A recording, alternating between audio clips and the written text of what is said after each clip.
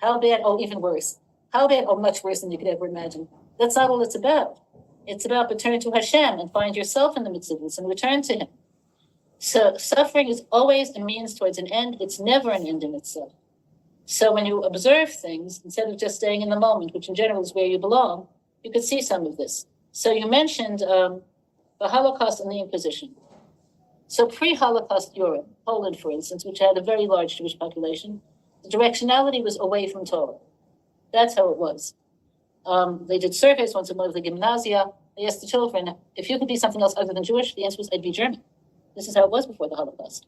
In America, in that era, in the 20s and 30s, Torah was B'tachlis Hashvelis. Now look at the world. The people who survived, primarily, not only them, there are always exceptions, but the people who survived, we survived to build. Look at the Olam HaTorah today. We haven't done anything like this since Bayit Sheni. Look at the chesed we have today. We came from people who were alone and in need, wanting to turn themselves into givers, not in spite of, but because of. Look at the state of Israel.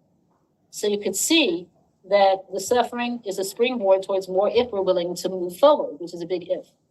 So you're saying you're helpless, other than not speaking badly of others, to change anything to promote achdus. So here are several things I would suggest. One is not just refraining from speaking badly, but proactively speaking good. Not only speaking good about people who are less than you religiously, but speaking good about people who are more than you religiously. It's a big nisayim. Speaking good to whatever you can, okay? Bringing out what's positive. You're in a taxi, okay? So the man says, La'an geveret. So you say, Bayit v'dan shloshim b'chamesh. And he turns on his phone and begins talking with his girlfriend, okay? So throwing in a man ishma and a couple of Baruch Hashems and sincerely wishing him a lot of hatzlacha does a lot, more than you would realize. Listening to people does more than you would realize. Davening for the hostages. I don't know where you live, but if you live anywhere near Har Nof, every night there's a tefillah in 14 Zerach Barnet. The ark is open. All of the names of the hostages are read.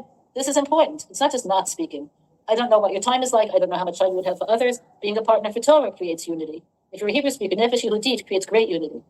Great unity. They organized the Shabbaton for the Holocaust families, usually hostage families. And the result of this, they're not from. I didn't say, and now they all, they daven in bells. No. But one of the women made a tefillin booth. Okay, they have an article in Yadid Neman's women's section called Tifa, where they have a woman writing her experiences as a non-from person whose son is a hostage. So you have to figure out in terms of what you could do to bridge gaps proactively. When you're online in the supermarket, being pleasant to the cashier is a step towards achdus, not just not talking badly about her. Shalom fortuna manishma. That's very important.